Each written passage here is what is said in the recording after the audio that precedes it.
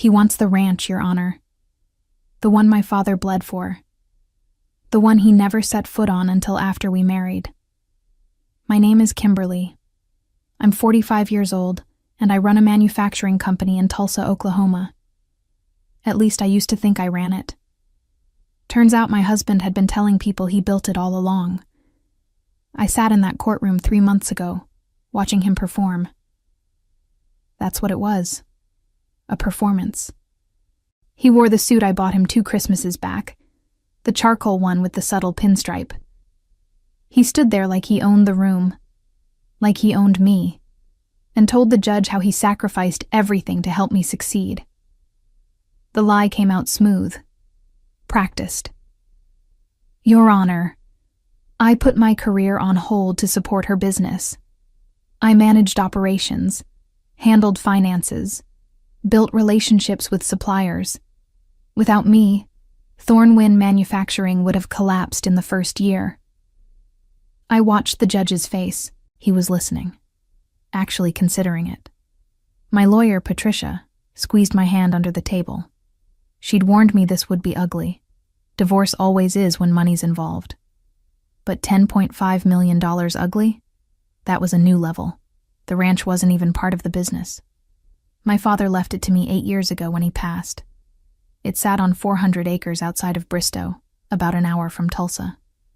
Good land, cattle land. The kind of place that held 3 generations of memories in its soil. And now, my husband wanted it. I'd been feeling something shift for months before the divorce papers.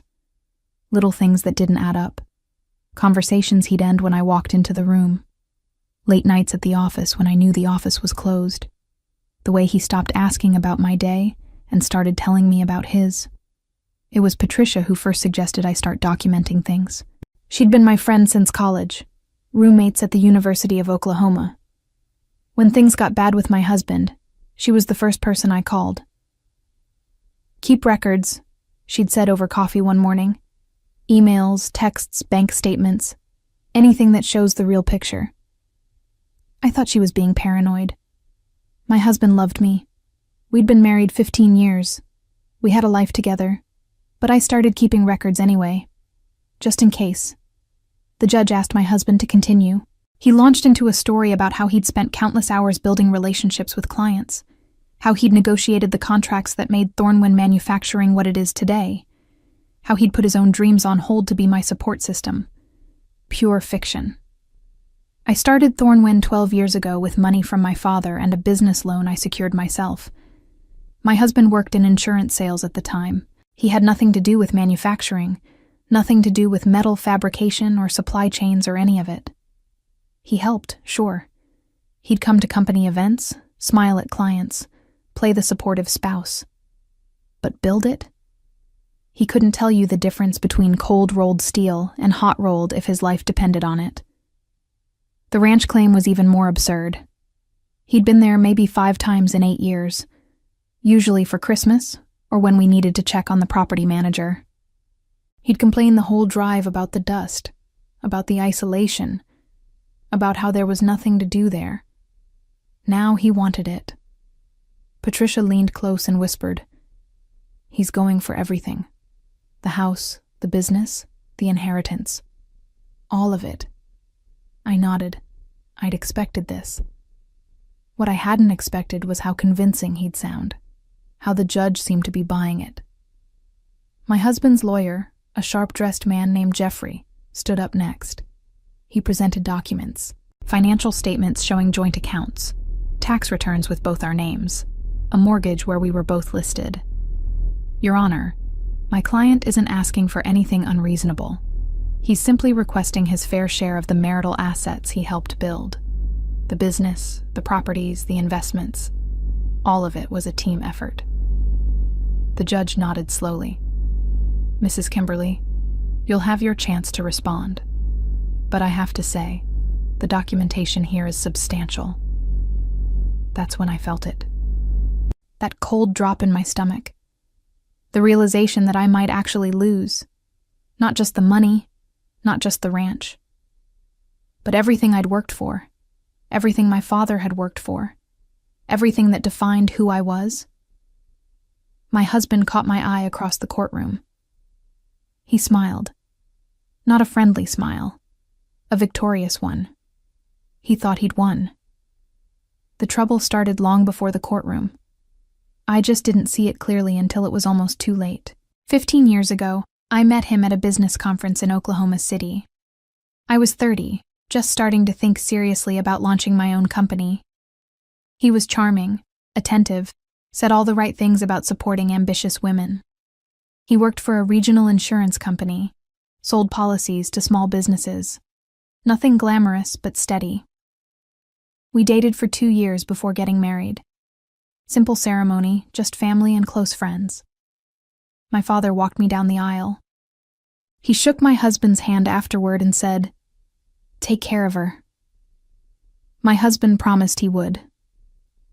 My father died 6 years later. Heart attack while checking fence lines on the ranch. The foreman found him that evening, slumped against the old truck he'd driven since before I was born. The ranch had been in our family for 63 years. My grandfather bought it in the early 60s, built it up from nothing. My father inherited it, improved it, made it profitable. When he passed, he left it to me. Just me. The will was clear. My husband acted supportive at first. Came to the funeral, held my hand during the reading of the will, told me we'd figure out what to do with the property together. But something changed after that. Small things. He started asking questions about the ranch's value, about mineral rights, about what would happen if we sold it.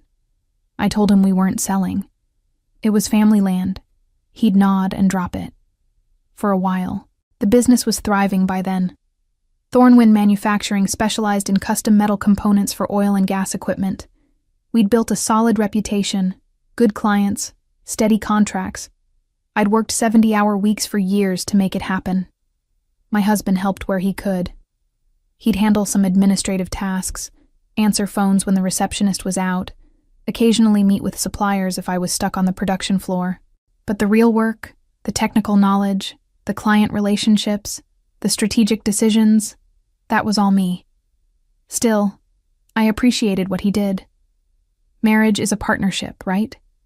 I wanted to believe we were building something together. Patricia warned me early on. We'd meet for lunch every few months, catch up on life. About 3 years into the marriage, she asked me a question that stuck with me. Does he ever talk about his own goals, his own career? I thought about it. Realized I couldn't remember the last time he'd mentioned anything about his work. He'd quit the insurance job 2 years after we married. Said he wanted to focus on helping me with the business. I figured it was temporary, that he'd find something else eventually. He never did. Instead, he became more involved with Thornwind. Started sitting in on meetings, weighing in on decisions, introducing himself to clients as a partner in the business. I corrected him a few times gently, said he was my husband, not my business partner. He'd laugh it off, say it was just semantics. But it wasn't semantics.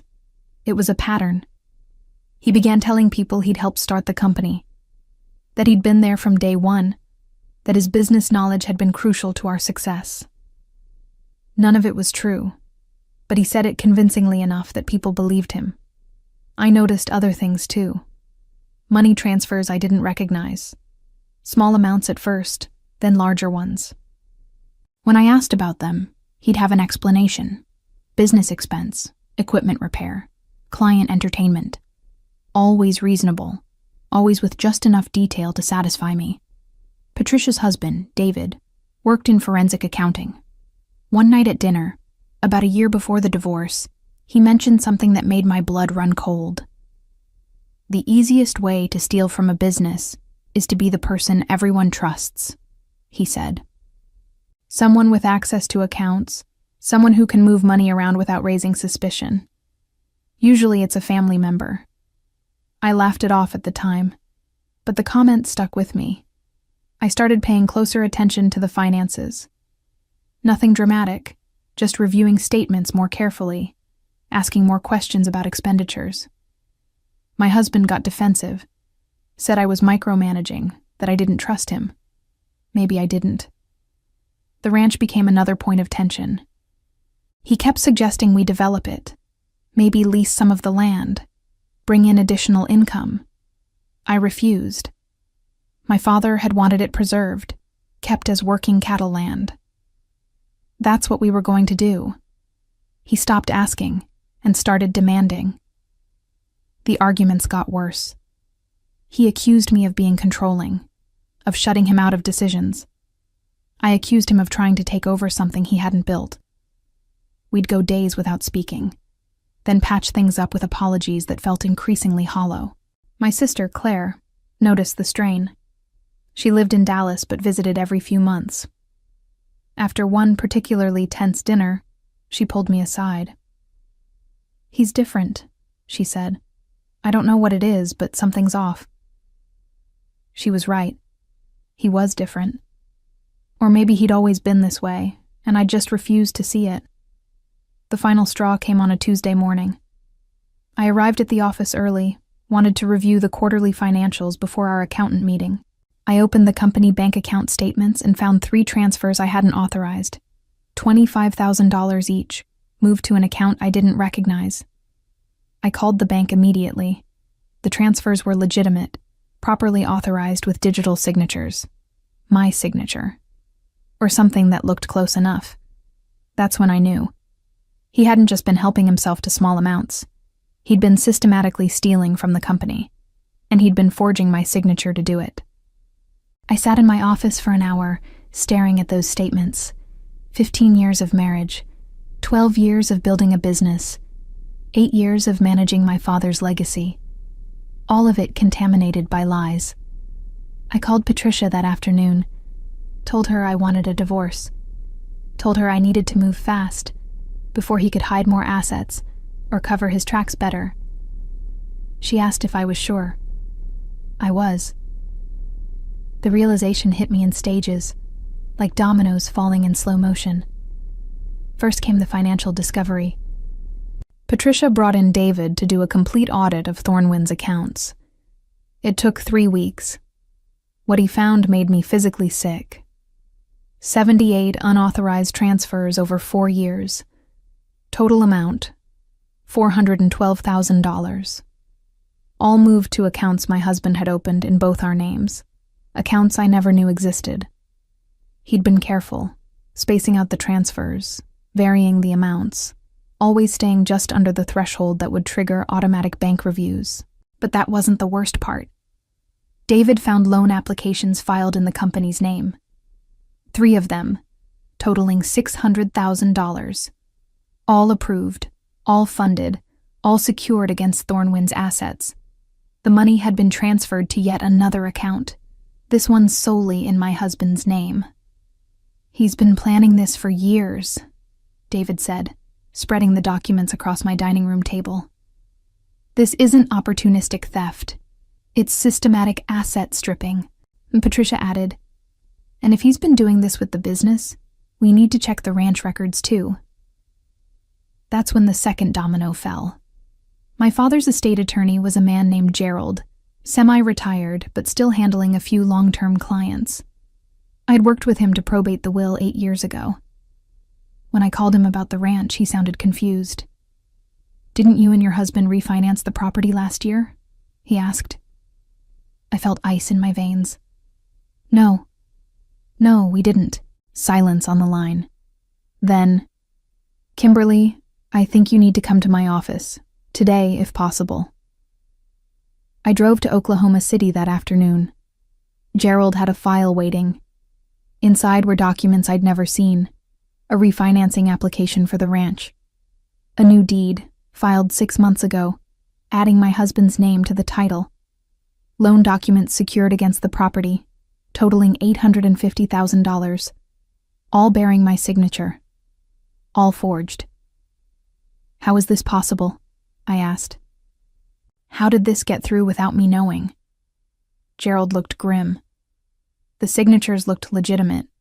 The documents had notary stamps, proper filing. Everything appeared in order. But if you're telling me you didn't sign these, I didn't sign a damn thing. He pulled out another file. There's more. He filed a claim against the estate 6 months ago. Said you and he had a verbal agreement that he'd receive equal ownership of the ranch in exchange for his contributions to the marriage. The claim is still pending, but if it goes through, he gets half my father's land. Possibly more. His lawyer is arguing that since the ranch's value has increased during your marriage, and since he's now on the deed, he's entitled to compensation for his labor and support. I thought about my father, about him teaching me to ride horses on that land, about him showing me how to check fence lines, how to read the cattle, how to spot good grass from bad, about him trusting me to keep it safe. I'd failed him. The third domino fell when I got home that evening. My husband was there, packing a suitcase. He barely looked at me. Going somewhere? I asked. Friend's place. Figured we could use some space. I stood in the doorway, blocking his exit. We need to talk. Not tonight, Kimberly. I'm tired. About the $400,000 you stole from the company. About the ranch deed you forged. About the loans you took out in our names. We need to talk about all of it. Right now. He stopped packing. Turned slowly. His face showed no surprise, no shame, no fear. Just cold calculation. You can't prove anything, he said. I have bank statements, loan documents, signatures that don't match mine. He smiled.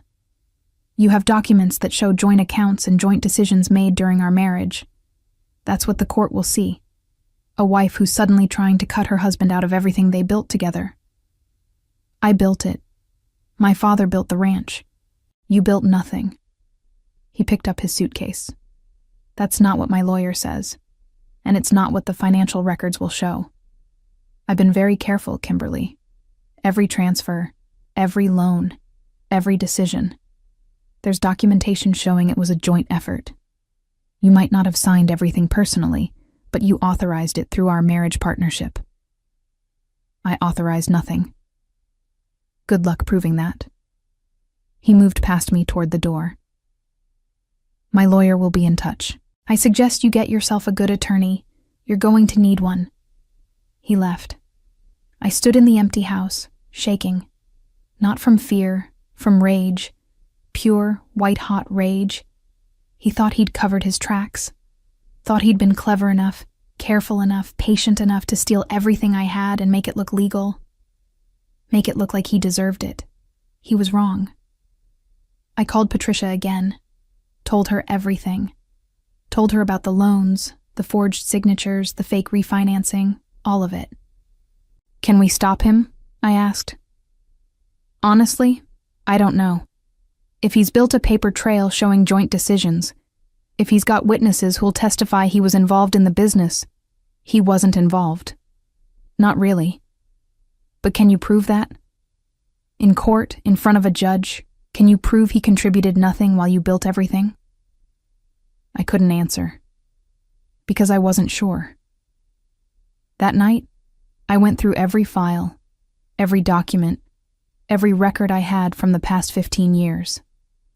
Business contracts, financial statements, property records, emails, tax returns, everything. I was looking for something. Proof, evidence, anything that would show the truth. I found it at 3 a.m, an old external hard drive, buried in the back of my desk drawer. I'd used it years ago to back up company files. I plugged it in, not expecting much. Inside were years of emails, internal communications from when the business was just starting, messages between me and clients, me and suppliers, me and the bank. Every major decision documented in real time. And in every single one, I was alone. No mentions of my husband. No CCs to him. No references to his input or involvement. Just me, building a company from scratch, making every call, fighting every fight, earning every victory. I had my proof, but I had something else too. I kept digging through those old files, and I found correspondence I'd forgotten about. Messages from my father during the last year of his life. He'd been worried about something, about someone. "I don't trust him, sweetheart," one email read. "I know you love him, but something's not right. Watch your accounts, watch your business, and whatever you do, don't let him touch the ranch." My father had known. Somehow he'd seen what I couldn't see, what I'd refused to see. The final email in the folder was dated 2 weeks before he died. "I'm updating my will today. The ranch goes to you alone. Not joint, not shared, just you. That land is your future, not his. Promise me you'll protect it." I'd promised. Sitting right there in this house, on the phone with him, I'd promised to protect the ranch. I'd nearly broken that promise. But not yet. Not while I still had fight left. I spent the rest of that night organizing everything. Every document, every email, every piece of evidence that showed the truth. What my husband had done. What he'd stolen. What he'd forged. And I made a plan. He wanted everything. He wanted to stand in front of a judge and claim he built my life, built my business, earned my father's land. Fine. Let him try. But when he did, I'd be ready. The divorce papers were filed 3 days later. My husband's response came within a week, and it was worse than I'd imagined. He wasn't just asking for half. He wanted 60% of Thornwind Manufacturing, claiming his managerial contributions and business expertise had been essential to its growth. He wanted the house in Tulsa, the ranch in Bristow, and $8.2 million in liquid assets. He also demanded spousal support of $15,000 per month for 10 years. Total claim, $10.5 million plus property. Patricia laid it all out on her conference table. "He's going nuclear. This isn't about fair division anymore. He's trying to take everything and leave you with nothing. Can he actually win this?" She hesitated. That hesitation told me everything. "He's got documentation. The joint accounts, the tax returns showing him as involved in the business, the loans with both names. And he's got 3 witnesses lined up." "What witnesses?" "Former employees. They're prepared to testify that he was actively involved in Thornwind's operations, that he attended meetings, made decisions, contributed to strategy." I thought about the people who'd worked for me over the years, tried to figure out who would lie for him.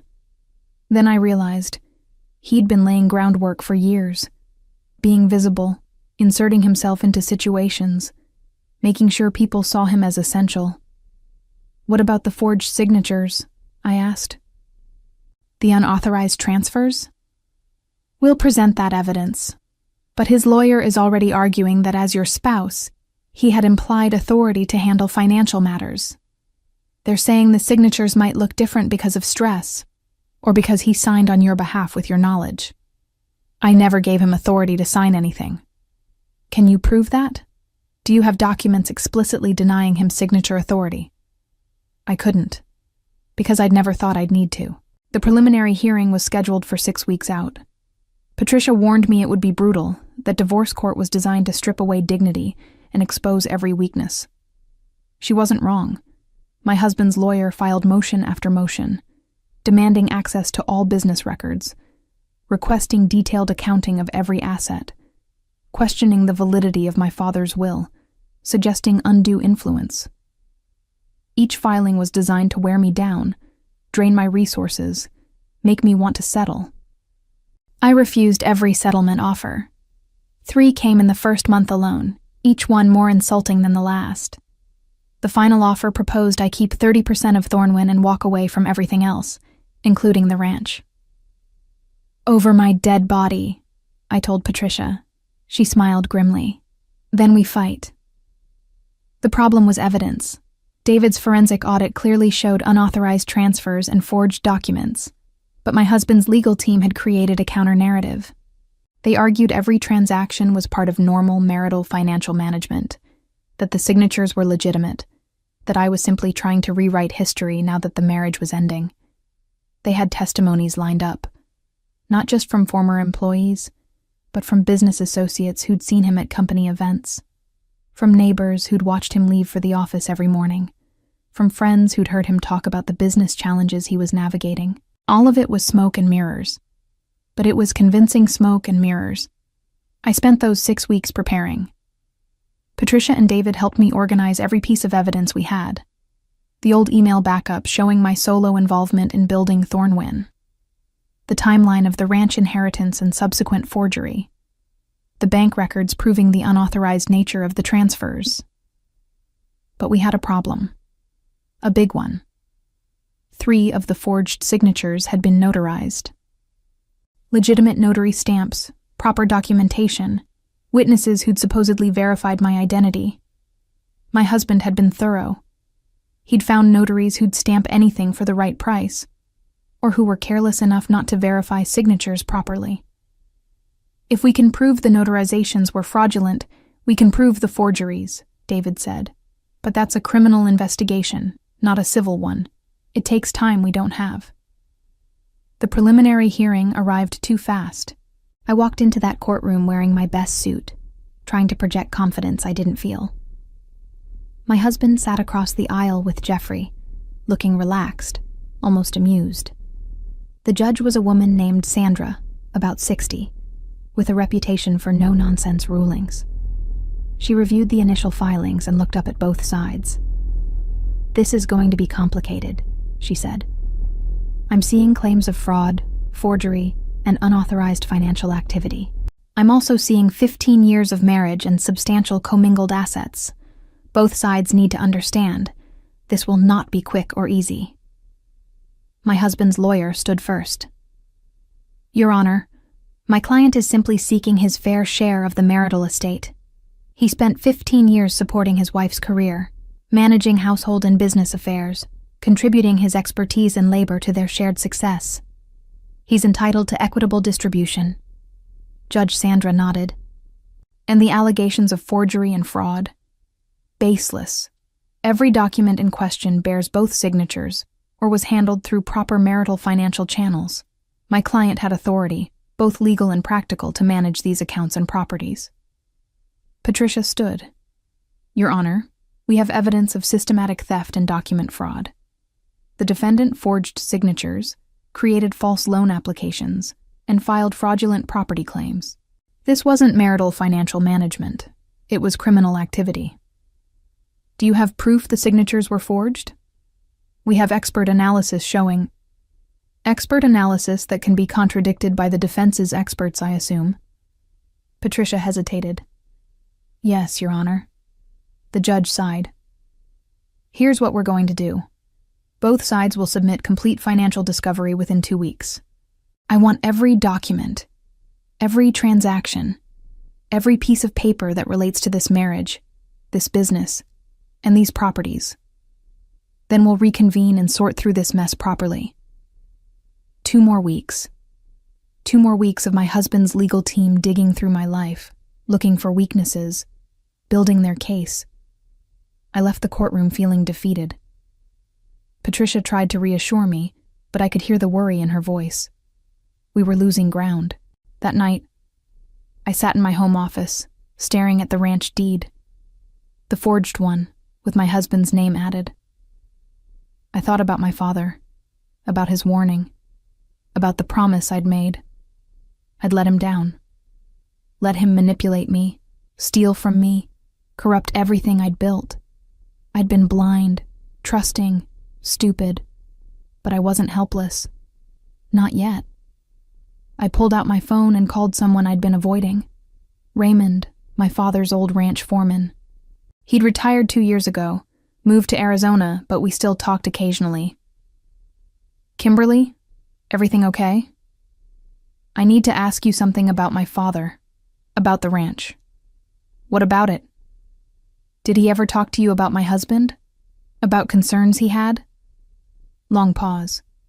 Yeah, he did. "Tell me everything." What Raymond told me changed everything.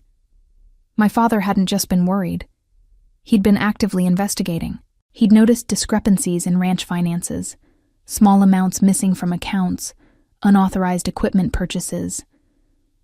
He'd suspected my husband but hadn't confronted him directly.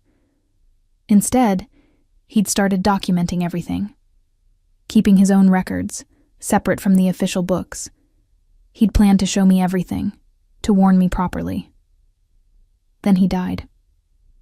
He had a safety deposit box, Raymond said, in Bristow.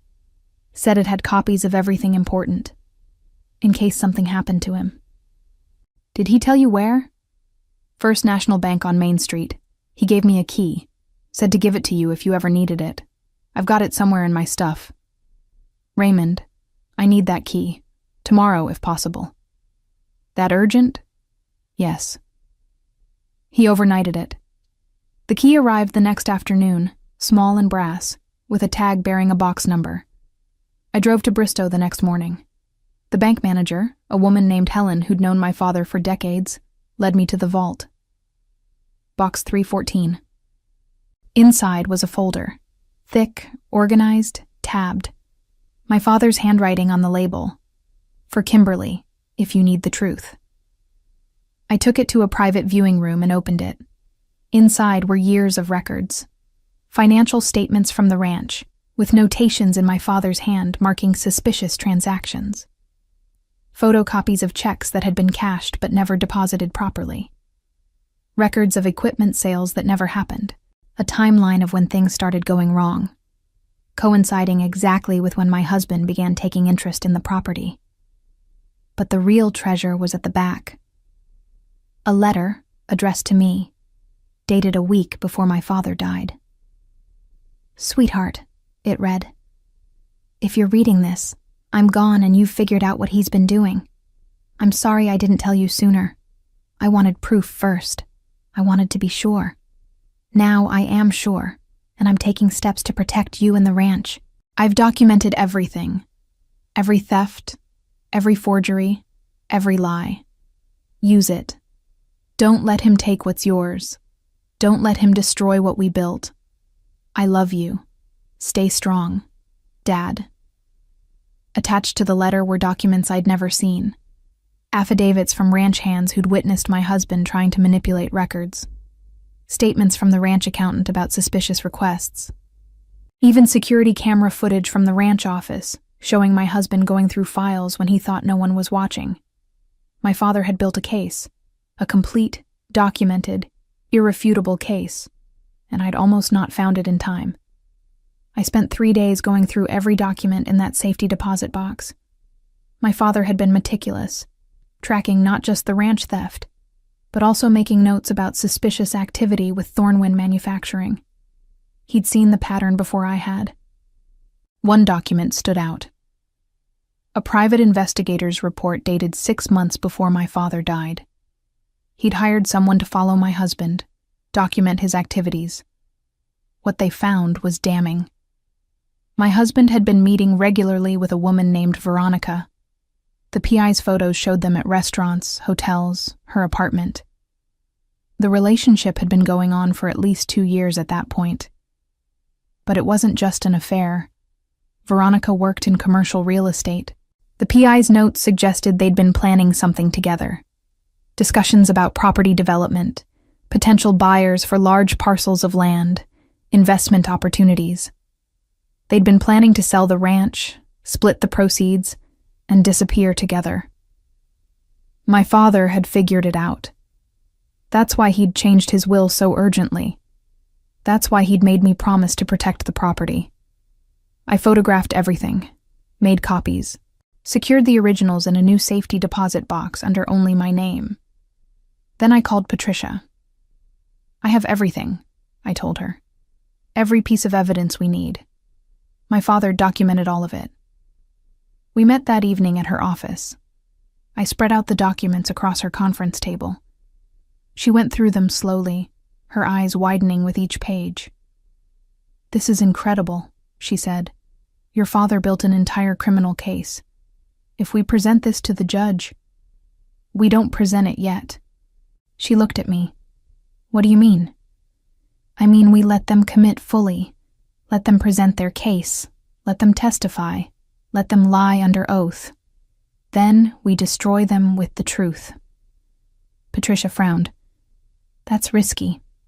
If the judge rules against us before we present this, He won't. You said yourself. He wants complete discovery, wants everything on the table. We give him everything except this. We save this for the moment it matters most. When's that? When my husband stands up in court and swears he built everything. When he demands his $10.5 million and my father's ranch. When he thinks he's won. Patricia considered this. As a lawyer, she understood the risk. As my friend, she understood the need for perfect timing. Okay, she said finally. But we need a backup plan. If things go wrong, they won't. Over the next week, we submitted our financial discovery as ordered. Every document, every record, every transaction, except my father's file. Technically, it wasn't part of the marital assets, wasn't discovered during the marriage. It was inheritance material, separate property. My husband's team submitted their discovery too. Mountains of paper, all designed to show joint decision-making, shared finances, collaborative business building. They were building their narrative carefully. The full hearing was scheduled for 3 weeks out. In the meantime, depositions started. I sat through 8 hours of questioning from Jeffrey, answering the same questions over and over. When did your husband start contributing to Thornwind Manufacturing? He didn't contribute. He assisted occasionally with administrative tasks. But he attended client meetings, sometimes as my spouse. He negotiated contracts? No, I negotiated all contracts. He managed financial accounts. He had no authority to manage accounts. But he did access those accounts? Without authorization, yes. Round and round, twisting my words, trying to make assistance sound like partnership, presence sound like contribution. My husband's deposition was scheduled for the following week. Patricia conducted it, and I sat in the room, watching him perform. I built that company, he said confidently. Kimberly had the technical knowledge, but I had the business sense. I managed relationships, handled negotiations, made strategic decisions. Without me, Thornwind would have failed in the first year. Can you provide specific examples of these strategic decisions? Patricia asked. He rattled off a list. Client accounts he'd supposedly secured, contracts he'd supposedly negotiated, business problems he'd supposedly solved.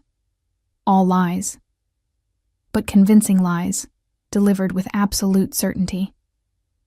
And the ranch? Patricia continued.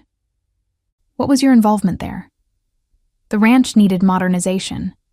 Kimberly was too emotional about it, too attached to her father's outdated methods. I saw the potential for development, for maximizing value. I initiated refinancing to access capital for improvements. You initiated refinancing without your wife's knowledge? With her implied consent. We discussed it many times. She denies that. He shrugged. Marital disagreements happen. Doesn't change the facts. Patricia pressed him on the forged signatures. He denied forging anything, claimed all signatures were legitimate, suggested that stress or time might have altered how I signed documents. Are you suggesting your wife forged her own signatures? Patricia asked. I'm suggesting that signatures vary, that handwriting experts can disagree, that this entire issue is being manufactured as part of a vindictive divorce. He was good, smooth, believable. If I didn't know the truth, I might have believed him myself. We also deposed his 3 witnesses, former Thornwind employees who'd agreed to testify. 2 of them were people I'd fired for incompetence. The third was someone my husband had hired himself, over my objections, who'd lasted 6 months before quitting. All 3 told similar stories, how my husband had been actively involved in business decisions, how he'd attended meetings, contributed ideas, guided strategy, how I'd been difficult to work with, emotional, unwilling to accept input. More lies. But coordinated lies, rehearsed lies, lies that fit together into a coherent narrative. After the depositions, Patricia and I regrouped. They're building a strong case, she admitted, The witnesses, the documents, his testimony, it all supports his version of events. But we have the truth. The truth doesn't always win in court, Kimberly, especially when the lies are this well constructed. It will this time.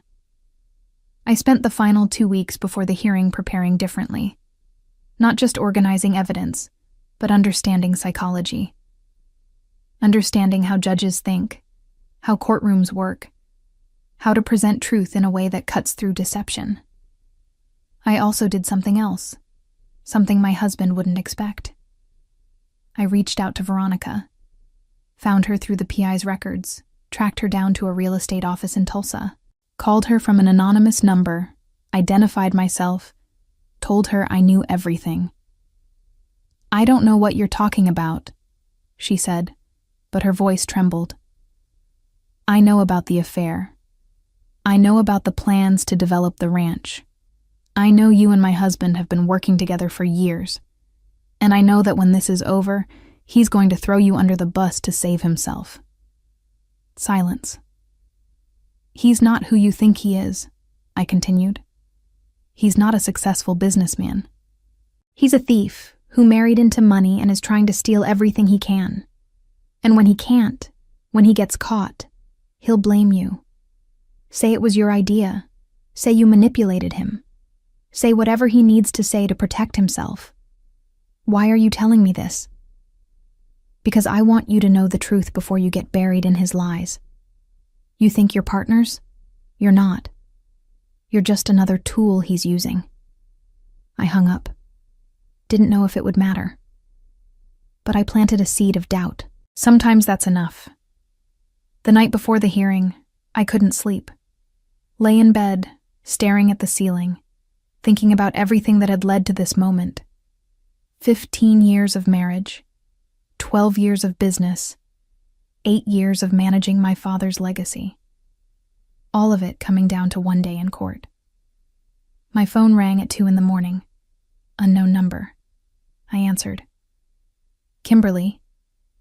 It was Veronica. "I need to talk to you." We met at an all-night diner on the edge of Tulsa. She looked tired, scared, younger than I'd expected, maybe 30, pretty in a conventional way, the kind of woman my husband would find attractive. She slid into the booth across from me. "I didn't know he was married when we started. He said he was divorced. They always do. I found out about you a year in. By then I was already involved. He said the divorce was coming, that it was just a matter of time. He said you were the one holding things up, being unreasonable. More lies." She nodded. "The ranch development was his idea. He said you'd inherited property you didn't want, that you'd be happy to sell. Said we could develop it together, make millions." I believed him. And now? Now I realize I'm not the first woman he's done this with. I found emails. Other women, other schemes. He's been running the same con for years, finding women in real estate or finance, using them to facilitate his plans. She pulled out a folder. I made copies of everything. The development plans, the emails, the financial projections. I don't want to be part of this anymore. I took the folder. Inside were emails between Veronica and my husband, discussing the ranch in detail. Property valuations, potential buyers, development timelines, and most importantly, explicit acknowledgement that he was forging documents and stealing assets. "Why are you giving me this?" I asked. "Because you were right. He'll throw me under the bus the first chance he gets. I'd rather control my own narrative." She paused. "And because what he's doing isn't right. Your father's ranch, your business, those are yours. He has no right to them." I looked at this woman who'd helped my husband plan to steal my inheritance. Part of me hated her. Part of me understood.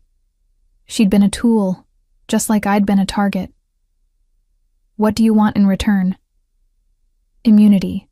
I'll testify, give you everything, but I don't want criminal charges." "I can't promise that. But I can promise to tell the prosecutor you cooperated." She nodded slowly. Fair enough. The hearing began at 9 in the morning. The courtroom was smaller than I'd expected, wood-paneled and formal, with rows of benches mostly empty except for a few observers. My husband sat at the defendant's table with Jeffrey, looking confident and relaxed. He glanced at me once, smiled slightly, turned away. He thought he'd already won. Judge Sandra called the court to order and reviewed the case summary. This is a dissolution of marriage with significant asset disputes. Both parties claim sole ownership of various properties and business interests. We're here to establish the facts and make a fair determination of asset distribution. Jeffrey stood first. Your Honor, my client's position is simple. He spent 15 years building a life with his wife. He contributed his expertise, his labor, and his support to their shared success. He's entitled to equitable distribution of the marital assets, including the manufacturing business and inherited property that increased in value during the marriage. Judge Sandra looked at Patricia. Counsel? Your Honor, the evidence will show that the defendant contributed nothing of substance to the plaintiff's business or inherited property. More importantly, the evidence will show a pattern of fraud, forgery, and theft designed to steal assets he has no legal right to. Strong allegations. Can you support them? Yes, Your Honor, completely. The judge nodded. Then let's begin with testimony. Mr. Jeffrey, call your first witness. My husband took the stand. He was sworn in, settled into the witness chair with practiced ease. Jeffrey began with softballs, background questions, establishing the timeline of our marriage, his career history. Then they moved to the business. Jeffrey asked about his involvement with Thornwind Manufacturing, and my husband launched into his prepared narrative. I was there from the beginning, he said. Kimberly had technical knowledge, but she needed business guidance. I helped develop the business plan, secured initial financing, built relationships with key clients. The company wouldn't exist without my contributions. Can you provide specific examples? Jeffrey asked. My husband rattled off a list of clients, contracts, and business decisions. Some were partially true. He'd been present at meetings, had met clients. But his role in those situations had been minimal, social, ceremonial. He twisted presence into participation, attendance into achievement. And the ranch? Jeffrey continued. What was your involvement there? The property was underperforming. I saw potential for development, for modernization. I initiated refinancing to access capital for improvements. Kimberly was resistant, emotionally attached to outdated practices. But I moved forward because it was necessary for our financial future. Did your wife authorize the refinancing? We discussed it extensively. She may not remember authorizing it specifically, but it was part of our ongoing financial planning. What about the signatures on the refinancing documents? All legitimate. Kimberly signed the documents. If she's claiming otherwise now, that's unfortunate, but the paperwork speaks for itself. Patricia stood. Objection, Your Honor. The defendant is testifying about the validity of signatures that are the subject of fraud allegations. Sustained. Mr. Jeffrey, please confine questions to your client's personal knowledge. Jeffrey nodded and continued. For 2 hours, my husband testified about his essential role in building our life together. His business acumen, his financial management, his sacrifices, all delivered with perfect sincerity. Then it was Patricia's turn for cross-examination. You stated you were involved in Thornwind Manufacturing from the beginning. What year was the company founded? 2012. And what was your occupation in 2012? I was working in insurance sales. Did you have any experience in manufacturing, in metal fabrication, in industrial supply chains? No, but I understood business principles. What business principles specifically did you apply to Thornwind? He hesitated slightly. General management, financial oversight, client relations. Can you name 3 contracts you personally negotiated for Thornwind? Another hesitation. I'd need to review records for specific names. Can you name one? The Henderson account. I was instrumental in securing that contract. Patricia pulled out a document. This is the Henderson contract, signed by your wife alone. No mention of you in the negotiations. No record of your involvement. Were you lying just now, or are you confused about your role? I was involved behind the scenes. Behind the scenes. Meaning what, exactly? Supporting my wife, providing guidance. Providing guidance she didn't ask for and didn't need? Objection, Jeffrey said. Argumentative. Sustained. Rephrase, counselor. Patricia nodded. Let's talk about the ranch. You testified that you discussed refinancing extensively with your wife. When did these discussions occur? Over several months. I don't remember specific dates. Can you remember a single specific conversation about refinancing? Silence. Can you tell the court where these conversations took place? Your home? The office? During dinner? More silence. You can't remember because they never happened, can they? I remember discussing it. But you can't provide any details because you're lying under oath. Objection. Jeffrey was on his feet. Your Honor, counsel is badgering the witness. Sustained. Counselor, stick to questions. Patricia pulled out another document. This is the refinancing application for the ranch. Can you identify your signature on this document?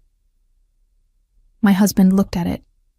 That's not my signature. Only Kimberly's signature was required. Exactly. Only your wife's signature. So how did you initiate this refinancing, as you testified, if you didn't sign anything? I handled the paperwork. She signed. She testified she never saw this paperwork, never signed it, that this signature is forged. Are you saying she's lying? I'm saying she signed it and forgot. Patricia held up the document. Your Honor, we have a handwriting expert ready to testify that this signature is forged. We also have evidence that the defendant had motive, means, and opportunity to commit this forgery. Judge Sandra looked interested. I'll hear that evidence. The rest of the morning was brutal for my husband. Patricia methodically dismantled every claim, exposed every lie, revealed every inconsistency. By lunch recess, he looked rattled, his confidence cracking. But Jeffrey wasn't done. After lunch, he called his 3 witnesses, the former Thornwyn employees. One by one, they testified to my husband's involvement in the business, meetings he'd attended, decisions he'd influenced, contributions he'd made. Patricia cross-examined each one, establishing that none of them had worked directly with my husband, that their knowledge was based on brief interactions or second-hand information. But the damage was done. They'd created reasonable doubt about who contributed what. Then Jeffrey made his closing argument for the day. Your Honor, this case is about a husband who supported his wife, contributed to their shared success, and is now being denied his fair share because the marriage ended. Yes, there are disagreements about specific details. Yes, there are signature questions that experts can debate. But the fundamental truth remains. My client built a life with this woman, helped her succeed, and deserves equitable compensation. He paused for effect. My client is seeking $10.5 million and shared ownership of the inherited ranch. Not because he's greedy, but because he earned it through 15 years of partnership and sacrifice. Judge Sandra looked at Patricia. Counsel, your response? Patricia stood. Your Honor, the defense has presented a story, an appealing story, but a false one. Tomorrow, we'll present evidence that proves beyond any doubt that the defendant is a thief and a fraud, that he forged signatures, stole money, and is attempting to steal property he has no legal right to. When we're done, the only question will be whether this is a civil case or a criminal one. The judge nodded. We'll reconvene tomorrow at 9. Both parties should be prepared for a long day. I left the courthouse exhausted. Patricia pulled me aside. Tomorrow is it. We present your father's evidence, Veronica's testimony, everything. Are you ready?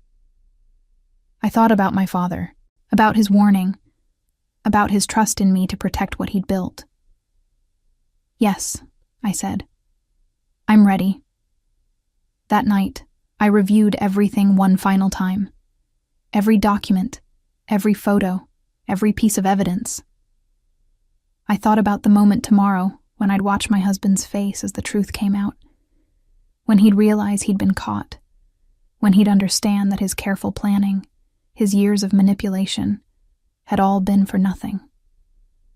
I slept better than I had in months. The next morning, I arrived at the courthouse at 8:30.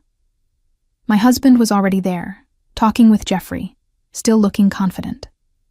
He saw me, smiled that same cold smile. He had no idea what was coming. Judge Sandra called court to order at 9 sharp. Counselor, call your first witness. Patricia stood. The plaintiff calls Veronica Sullivan to the stand. My husband's face went white. He turned to Jeffrey, whispered something urgent. Jeffrey shook his head, looking confused. Veronica entered from the back of the courtroom. She looked nervous, but determined. She was sworn in and took the stand. Patricia began gently. Miss Sullivan, how do you know the defendant? We were in a relationship for about 3 years. During his marriage to the plaintiff? Yes. Murmurs in the courtroom. Judge Sandra banged her gavel. Order. Patricia continued. Can you describe the nature of your relationship? It started as an affair, then became a business partnership. He told me he was getting divorced, that he and his wife had an agreement about property distribution. He said she wanted to sell the inherited ranch but needed help navigating the legal issues. What was your role? I'm in commercial real estate. He wanted me to help develop the ranch, find buyers, facilitate the sale. We were supposed to split the proceeds. Did you believe the plaintiff wanted to sell the ranch? At first. Then I started seeing inconsistencies. Things he said didn't match up. I realized he was lying about having her permission. Patricia handed her a folder. What is this? Emails between me and the defendant, planning the ranch development, discussing how to access the property, how to forge necessary documents, how to structure the sale to hide his involvement. The courtroom went silent. Jeffrey was frantically flipping through papers, trying to find a counter-argument. Patricia entered the emails into evidence. Your Honor, these emails clearly show the defendant planning to fraudulently sell property he doesn't own, using forged documents to facilitate the theft. Judge Sandra examined the emails. Her expression hardened. She looked at my husband. This is extremely troubling. Jeffrey stood. Your Honor, we had no knowledge of these emails. This is... Sit down, counselor. The judge's voice was ice. Miss Sullivan, continue. Veronica detailed everything. The affair, the planning, the realization that she was being used. She corroborated every fraudulent document, every forged signature, every illegal scheme. When she finished, Patricia called David, the forensic accountant. He walked through the financial analysis, showing the pattern of theft from Thornwyn, the unauthorized transfers, the fake loan applications, every number documented, every transaction traced, every forgery exposed. Then Patricia approached me. The plaintiff would like to present additional evidence, Your Honor. Documents that came into her possession after the initial discovery deadline. What documents? Evidence compiled by the plaintiff's late father, documenting the defendant's theft and fraud regarding the inherited ranch. She handed me my father's folder. I stood, walked to the judge's bench, and placed it in front of Judge Sandra. Your Honor, my father knew what my husband was doing. He documented everything before he died. He left this evidence for me, to protect the family property. I'd like to present it now. Judge Sandra opened my father's folder slowly, methodically reviewing each document. The courtroom was silent except for the rustle of paper. I watched my husband's face as the judge read, watched the color drain from his skin, watched his hands start to shake, watched him realize exactly how thoroughly he'd been caught. The judge looked up after 20 minutes. Her expression was granite. Mr. Jeffrey, I'm going to ask your client a direct question, and I expect a truthful answer. Did you forge signatures on ranch refinancing documents? My husband looked at Jeffrey. Jeffrey looked helpless. Your Honor, I need to consult with my client. No, I want an answer now. Judge Sandra's voice could have cut steel. Did you or did you not forge your wife's signature on legal documents related to the ranch property? The silence stretched. My husband opened his mouth, closed it, tried again. The signatures were yes or no. The circumstances were complicated. Yes or no? He crumbled. Yes. The courtroom erupted. Judge Sandra slammed her gavel 3 times. Order, I will have order. When the room quieted, she continued. Did you steal money from Thornwind Manufacturing without authorization? My husband didn't answer, just stared at the table. Your silence speaks volumes. She turned to Patricia. Counselor, I've seen enough. This isn't just a divorce case anymore. This is criminal fraud, forgery, and theft. I'm granting the plaintiff full ownership of all disputed assets, Thornwind Manufacturing, the ranch property, and all associated accounts. The defendant's claims are dismissed entirely. Jeffrey stood shakily. Your Honor, we'd like to request... Sit down. I'm not finished. Judge Sandra looked at my husband with pure disgust. Furthermore, I'm ordering you to pay restitution for all stolen funds plus damages, and I'm referring this case to the district attorney for criminal prosecution. Bailiff, please contact the sheriff's office. My husband's face went from white to gray. Your Honor, please. You forged legal documents. You stole hundreds of thousands of dollars. You attempted to defraud your wife of her inheritance. Did you think there would be no consequences? The bailiff was already on the phone. My husband turned to look at me, and for the first time I saw real fear in his eyes. Not the fear of losing money or property, the fear of going to prison. Patricia leaned close. It's over. You won. But I wasn't finished. I stood. Your Honor, there's one more thing. Judge Sandra looked at me. Yes? I want him to say it, out loud. I want him to admit he built nothing, that he stole everything, that every word he said on that stand was a lie. The judge considered this, nodded. The defendant will make a statement for the record. Stand up. My husband stood slowly, like a man walking to his execution. Tell the court the truth, Judge Sandra ordered. All of it. He took a shaking breath. I didn't build Thornwind Manufacturing. Kimberly built it. I had no real role in the business beyond occasional administrative help. I lied about my involvement. Continue. I stole money from company accounts. I forged signatures on bank documents. I created false loan applications using Kimberly's identity. I tried to steal the ranch by forging refinancing paperwork and adding my name to the deed without her knowledge or permission. And your testimony yesterday? All lies. Every word of it was lies. Judge Sandra looked at me. Satisfied? Yes, Your Honor. She turned back to my husband. You are ordered to surrender your passport immediately. You are not to leave the state of Oklahoma pending criminal investigation. You are to have no contact with the plaintiff or any of her properties or businesses. Any violation of these orders will result in immediate arrest. Do you understand? Yes, Your Honor. Good. This hearing is adjourned. Bailiff, escort the defendant to provide his statement to the sheriff's deputies waiting outside. The gavel fell one final time. I watched 2 deputies enter the courtroom, watched them approach my husband, speak quietly to him, then lead him toward the door. He looked back once. Not at me. at the folder on the judge's bench. My father's folder. The evidence that destroyed him. Then he was gone. Patricia put her hand on my shoulder. How do you feel? Tired, relieved, angry that it took this long. Your father would be proud. I nodded, not trusting myself to speak. Because she was right. My father had protected me even after death, had trusted me to use his evidence wisely, had known I'd find it when I needed it most. Outside the courtroom, reporters were waiting. News had spread fast about the dramatic hearing. I made a brief statement, thanked the court, thanked my legal team, said I was grateful justice had been served. Then Patricia shepherded me to her car. What happens now?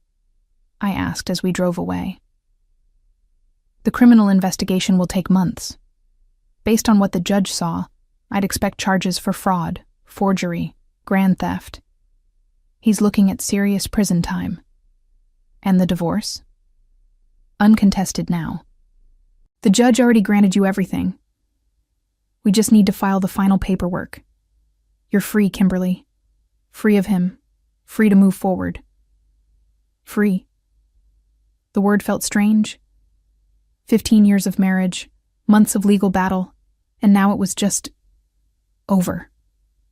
We drove to Patricia's office. David was waiting with champagne, but I wasn't in a celebrating mood. Instead, we sat and talked through next steps. Securing the properties, changing account access, filing restraining orders, the practical aftermath of legal victory. My phone rang. Unknown number. I almost didn't answer, but something made me pick up. Kimberly. A man's voice I didn't recognize. Yes? This is Gerald, your father's attorney. I just heard about the hearing. I wanted you to know. Your father would have been incredibly proud of you today. My throat tightened. Thank you. He knew this might happen. He prepared for it. But he also knew you'd be strong enough to fight it. He was right. After we hung up, I sat quietly for a moment. Patricia and David gave me space. Then David spoke. Your father was a wise man. He didn't just leave you evidence. He left you a lesson. What lesson? That family legacy isn't just about money or property. It's about character. About standing up for what's right. About protecting what matters. He paused. You protected it. That ranch is safe now. Your business is safe.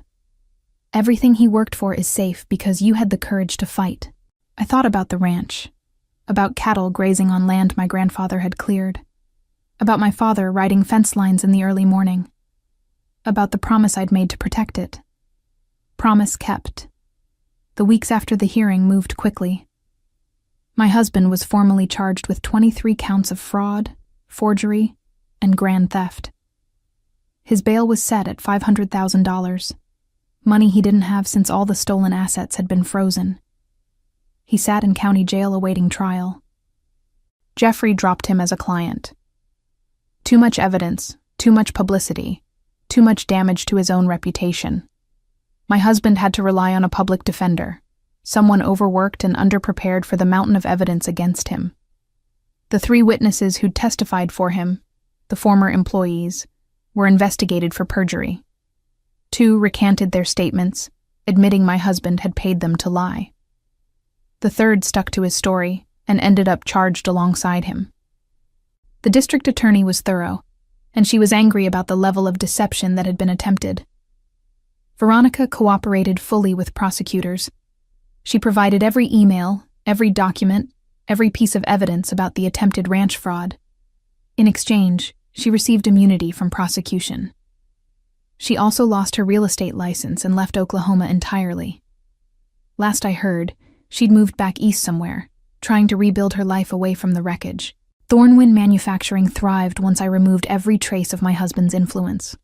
I changed all the locks, all the passwords, all the account access.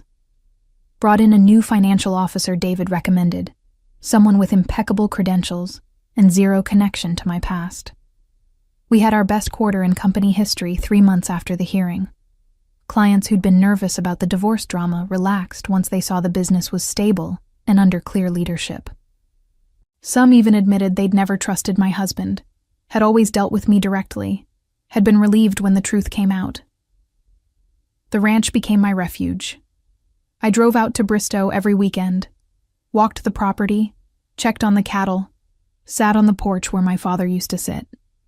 The foreman I'd hired to replace Raymond was good, respectful of the land, careful with the animals, understanding that this place was about more than profit. I found my father's old journals in the ranch house one Saturday afternoon.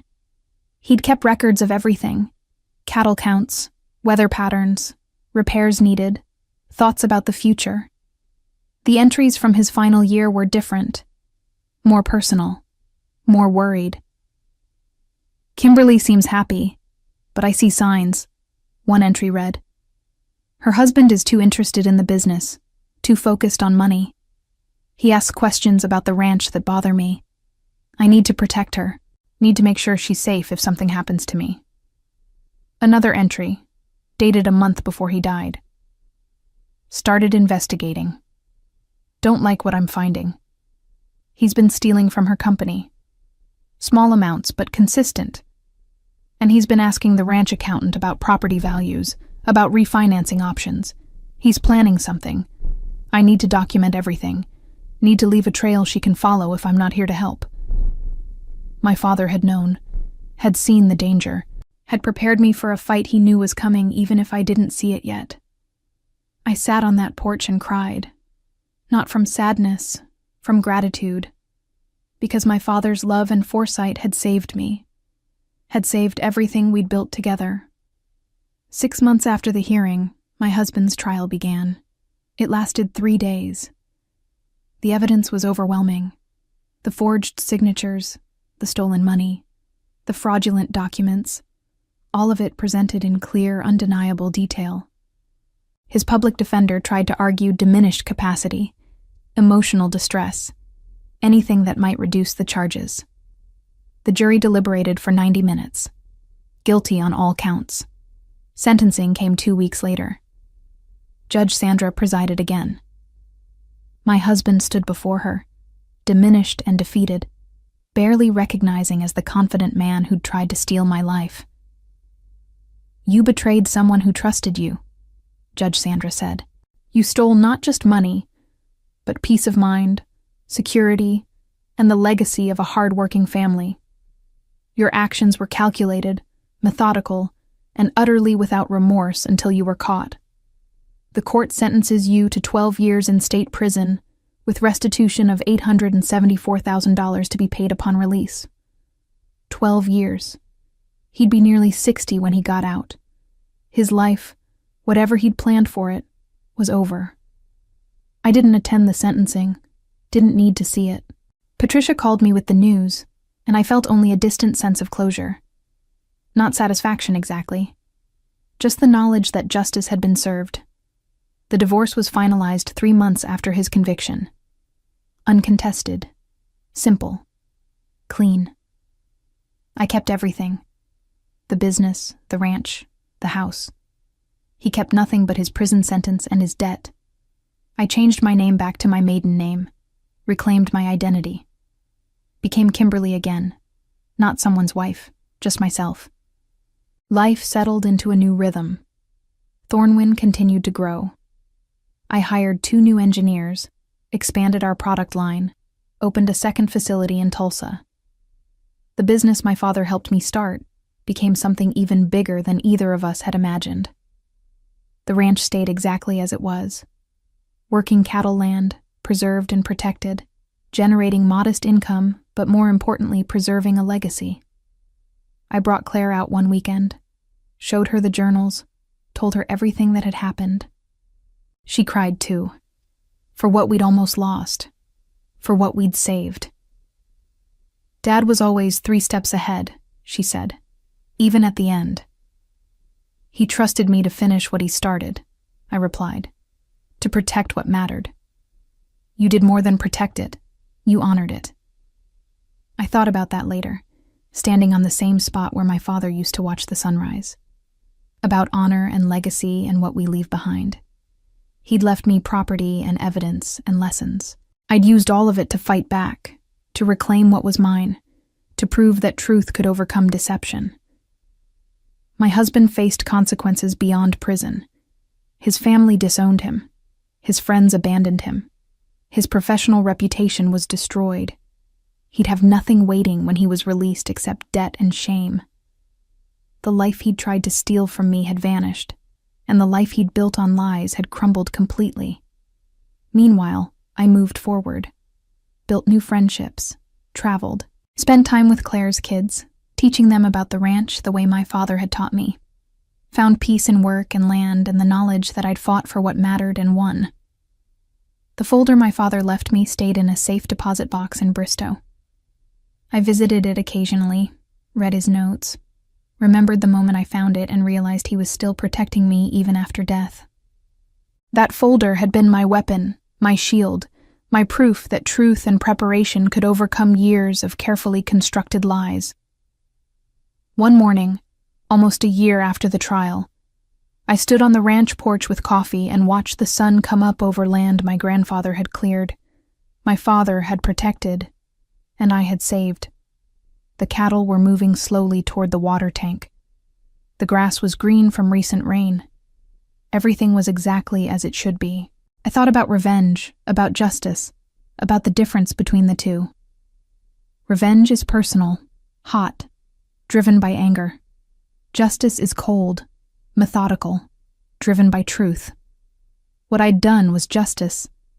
I'd simply revealed what was already there: the theft, the lies, the betrayal. I hadn't destroyed my husband. He'd destroyed himself. I'd just made sure everyone could see it. My phone buzzed. A text from Patricia. "Lunch this week? Want to celebrate your 1-year anniversary of freedom." I smiled. Texted back. "Yes, and thank you. For everything." Because that's what it was. Freedom. Not just from a bad marriage, but from deception, from being underestimated, from someone else trying to control my life.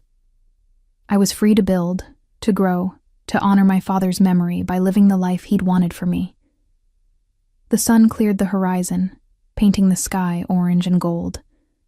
I raised my coffee cup in a silent toast. To my father, who'd seen the danger and prepared me to fight it. To Patricia and David, who'd helped me navigate the legal battle. To my own strength, which I hadn't fully recognized until I needed it most. And to the ranch, the business, the legacy, all of it saved. All of it mine. All of it proof that sometimes the best revenge is simply refusing to let someone take what isn't theirs. I'd started this journey betrayed, angry, and afraid. I'd ended it stronger, wiser, and certain of who I was and what I was capable of protecting. My husband had tried to steal my fortune, my inheritance, and my future. Instead, he'd lost everything while I kept what mattered most. Sometimes justice takes time, but when it comes, it's worth the wait.